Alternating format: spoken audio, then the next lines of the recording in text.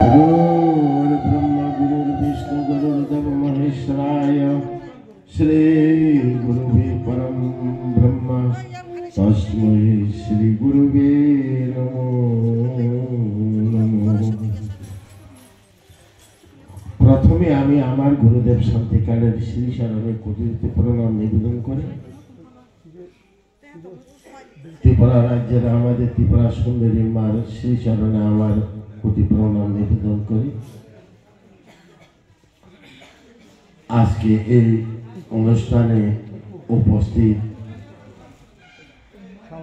আমার নান্দাই এলাকার বাসী এবং চম্পানগর বাসী বনবাসী কল্যাণ আশ্রমের সদস্য সদস্যগণ রাষ্ট্রীয় স্বয়ংসেবকের এবং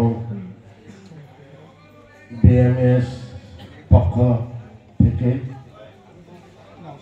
সমস্ত আমার ত্রিপুরাবাসী সবাইকে আমার ব্যক্তিগত এবং আমার শান্তিকালী আশ্রম তরফ থেকে অশেষ ধন্যবাদ। আজকে এই পদ্মশ্রী লাভ করাটা ত্রিপুরা রাজ্যের জনজাতিদের মধ্যে একটা গৌরব, তার চেয়ে আরো বেশি গৌরব আমার ত্রিপুরাবাসী, আমার ত্রিপুরা রাজ্যে, তার চেয়েও আরো বেশি গৌরব আমার হিন্দু সনাতন ধর্ম অবলম্বনকারী এবং নিবেদিত প্রাণ সবাই। আমরা হিন্দু, আমরা সনাতন, আমাদের ধর্ম এক। বৃক্ষেতে অনেক রকম ফুল ধরে, কিন্তু একটা ফুলের নাম ভিন্ন হয়, কিন্তু ওকে সবাই ফুল বলেই থাকে। তার জন্য আমরা সবাই এক, আমরা কোনোদিন ভিন্ন নাই। আমাদের গুরুদেব শান্তিকালের একটাই বাণী ছিল, আমাদের কাছে জাতি জনজাতি বলে আলাদা নয়, আমরা মানব জাতি। আমাদের মাঝে আসে একমাত্র দুইটা জাতি, নারী আর পুরুষ, প্রাকৃতিক এবং পুরুষ। শান্তিকালের হার হার বাণীতে, হার হার ভাষাতে, হার হার কথাতে, হার হার বক্তব্যতে উনি একটাই বলে গেছেন যে আমরা মানব জাতি, আমাদের ধর্ম এক, আমরা সবাই এক। আমরা কোনো জাতি জনজাতি হয়ে আমাদের আলাদা নয়, আমরা মানব জাতি, আমাদের দুইটা জাতি, নারী আর পুরুষ। আজকে সেই ওনার ভবিষ্যৎবাণী কথার অনুসারে আজকে চম্পানগর টাউন হলে দেখা গেছে যে ওনার যে ভবিষ্যৎবাণী সাকার হতে চলেছে। আজকে এখানে আমরা সব মিলে এক। কিছুক্ষণ আগে এখানে বলে গেছেন যে বৈষ্ণব বাবু, রাম কৃষ্ণ চৈতন্য মহাপ্রভু তারা সবাই এক, আমরা ভিন্ন না, আমরাও ভিন্ন নয়, আমরাও এক, আমরাও এক। আমরা এক কি করে বুঝি? আমাদের ধর্ম এক। আমি যদি এখানে তেঁতুল বা লেবু খাই, আমি টক জিনিস এখানে যদি খাই, সবার মুখে জল আইব, আসতো না? আমি যদি এখানে লেবু চিপে খাই বা তেঁতুল এখানে চাবাইয়া খাই, সবার মুখে জল আইব। আমরা ভিন্ন কি করে হয়? আমরা সবাই এক, আমাদের আত্মা এক, আমাদের ধর্ম এক। আমরা একই জানি যে আমরা সনাতন, আমাদের ধর্ম এক।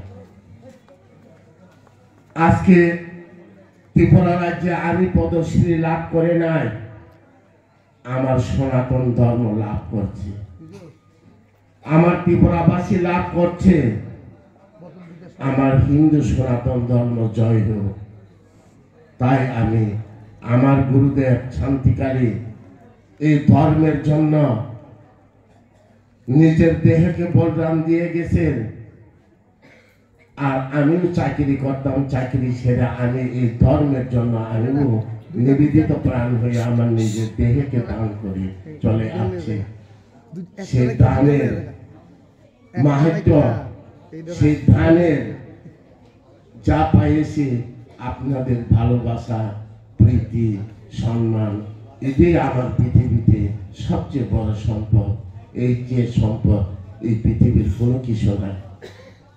নারীদের সবচেয়ে বড় মনে করে সম্পদ কানের স্বর্ণের, গলার স্বর্ণের, হাতের স্বর্ণের, আঙ্গুলের স্বর্ণের না, এগুলি সব খুলে রেখে দিব। যাওয়ার সময় এটাও তোমাকে দেবে না। আগুনে ভাই বোন, মা বাবা, আত্মীয় স্বজন এত যে প্রাণ কাঁদে, সেই লাকিরের উপরে যে সময় তোমাকে গম পাতিয়ে নিচে আগুন দিবে, সে সময় তোমার সঙ্গে কেউ যাবে না, তুমি একাই জ্বলে যাবে। তার জন্য এই পৃথিবীর সম্পদ এটা সম্পদ না। আজকে সেই সম্পদ পেয়েছি আমি আপনাদের কাছে, যা আমার মর্যাদা, সম্মান, প্রীতি, ভালোবাসা, এটি সবচেয়ে বড় এই পৃথিবীর সম্পদ। আমি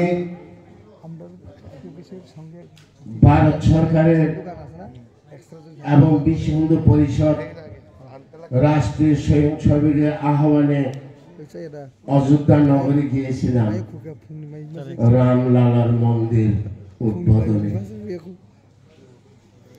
সে রামলালার উদ্বোধনে গিয়েছি, দেখছি যে সত্যিকারী এই পৃথিবীর মধ্যে ভগবান শ্রীরাম স্বয়ং অযোধ্যা নগরে উনি বাস করছে।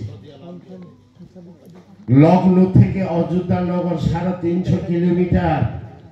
সেই 350 কিলোমিটার শুধু গেন্দা ফুল দিয়ে সাজাচ্ছে। গোরখপুর সব সাজাচ্ছে গেন্দা ফুল দিয়ে, কাশীনগরে সব সাজাচ্ছে গেন্দা ফুল দিয়ে, ভগবান শ্রীরামের মন্দির সাজাচ্ছে বিদেশি থেকে ফুল এনে। আর 60,000-এর উপর সাধু সন্ন্যাসীদেরকে হেলিকপ্টার দিয়ে পুষ্প বারিশ করছে। স্বর্গের চেয়েও বেশি, আরো বেশি আনন্দ ওখানে। এখনই গিয়া দেখো, দিনে 2-3 লাখ লোক এই ভগবান যে রাম মন্দির তৈরি করছিল, যে রাম মন্দিরকে খোদাই করে বানাচ্ছে, সে পর্যন্ত অবাক হয়ে গেছে। উনি যে সময় মূর্তি বানায়, সে সময় সেই মূর্তির কালার অন্যরকম ছিল। যখন প্রাণ প্রতিষ্ঠা করার পরে মূর্তির কালার এবং তার রং রূপ পর্যন্ত আলাদা হয়ে গেছে। এটাই জানে যে ভগবান শ্রীরাম ওখানে বাস করছে। শ্রীরাম ভগবান পৃথিবীর যে জন্ম নিয়েছে তার 2টি কারণ। ধন্যবাদ, আমি শ্রাবণকে ধন্যবাদ জ্ঞাপন করে আমি সেই মন্দোদরীকে, শ্রাবণকে যদি শব্দভেদ প্রাণের ধারে দশরথ রাজা যদি পান না করত, দশরথ রাজা কোনোদিন অন্ধ মনের অভিশপ্ত পেত না। অন্ধমনির অভিশাপের দ্বারা তিনি দশরথ রাজা যজ্ঞ করে তিনি রাম, লক্ষ্মণ, ভরত, শত্রুঘ্নের জন্ম নেন। তার জন্মের পরে মন্থরার কারণে ভগবান শ্রীরাম রাজপাট ছেড়ে 14 বছর বনবাসে যান। সেই বনবাসে গিয়ে রাবণকে বধ করে তিনি রামায়ণ লেখা হয়। মন্থরা যদি এই চাল না চালাইতো, রামের 14 বছর বনবাস না হতো, আর রামায়ণ লেখাও না হতো, আর যশোদা এবং দেবকীর নামও কোনোদিন পৃথিবীর ফুটল না। শ্রীকৃষ্ণ ভগবান দাপর যুগে জন্ম নিয়ে কংসর কারাগার থেকে যে সময় দৈবকীকে কারাগার থেকে যখন নামাইয়া আনে, সে সময় যশোদা না দেবকী কৃষ্ণকে বলছিল, কেন এত দেরি করলা বাবা, তুমি আমাকে দেখা দিতে। সে সময় ভগবান শ্রীকৃষ্ণ বলল যে, তুমি যে তেতা যুগে আমাকে কৌশল্যা মার সঙ্গে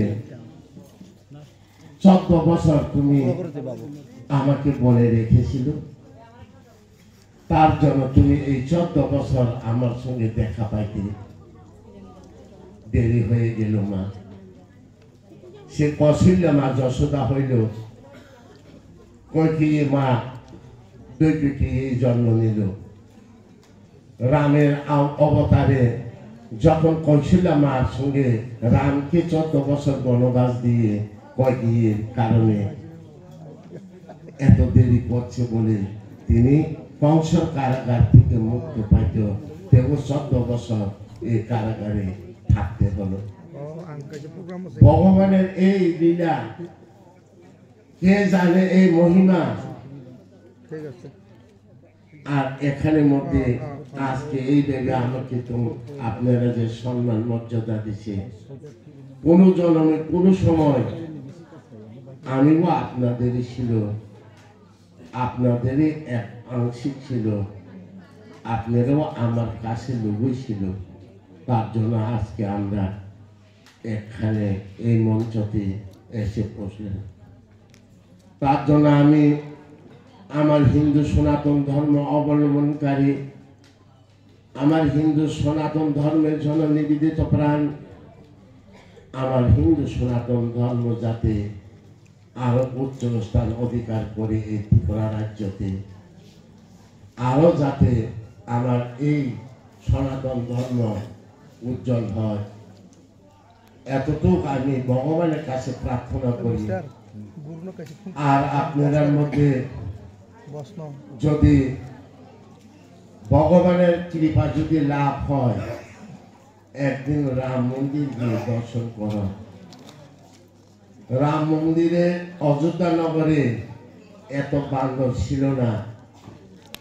যখন তে রামলালার মন্দির প্রাণ প্রতিষ্ঠা করব বলে জানুয়ারি 22 তারিখের থেকে অযোধ্যা নগরে এত কই থেকে বান্দর আর এসে পৌঁছেছে, এই অযোধ্যা নগরবাসীও জানে না কই থেকে এত বান্দর আসে। আর যে সময় সীতাকে রাবণ অপহরণ করে নেয়, সে সময় যথাই নিজের পাখা, রাবণ যথাইয়ের পাখা কেটে মাটিতে ফেলে দেয়। সে রাম মন্দির 22 তারিখে উদ্বোধন করব বলে সেই যথাইও অযোধ্যা নগরে এসে দেখা দিল। দেখার মতো অযোধ্যা নগরকে ভগবান শ্রীরাম ত্রেতা যুগে যেভাবে ছিল, এর চেয়ে আরো 3 গুণ বেশি সাজাচ্ছে, এত সুন্দর অযোধ্যা নগর বানাচ্ছে। এটা আমি ভাষায় প্রকাশ করার মতো না। যদি ভাগ্যতে যদি একদিন গিয়ে অযোধ্যা নগর দর্শন করো, শ্রীরামকে দর্শন করে গিয়ে, তাইলে আপনারা নিজের চোখে দেখতে পারবেন যে হ্যাঁ, ভগবান অযোধ্যাতে এখনো আছে, আমাদের পৃথিবীতে এখনো ভগবান শ্রীরাম আছে। আমরা সবাই রাত দিন আমরা হরে কৃষ্ণ কৃষ্ণ কৃষ্ণ রাম রাম হরে হরে। অযোধ্যাতে আছে রাম, বৃন্দাবনে আছে কৃষ্ণ। এই ত্রিভুবনকে উনি পরিচালনা করছে পৃথিবীর থেকে। আর আমরা কোনোদিন আলাদা মনে করবেন না, আমরা সবাই এক। আর সবাইকে একটা অনুরোধ, যারা দূর দূরান্ত থেকে আসছে তারা সবাই শান্তিকালী আশ্রম চম্পনগরে গিয়ে কিছু প্রসাদের ব্যবস্থা করা হয়েছে, ওখানে গিয়ে একটু প্রসাদ নিলে আমি আরো খুশি হব। এতটুকু বলে সব আমার হিন্দু সনাতন ধর্ম অবলম্বনকারী নিবেদিত প্রাণগুলিকে আমার আমার পক্ষ থেকে এবং আমার আশ্রমের পক্ষ থেকে ধন্যবাদ জ্ঞাপন করে আমার কিছু কথা এখানে বিরাম রাখছি। ওম শান্তি, ওম শান্তি, ওম শান্তি। জয়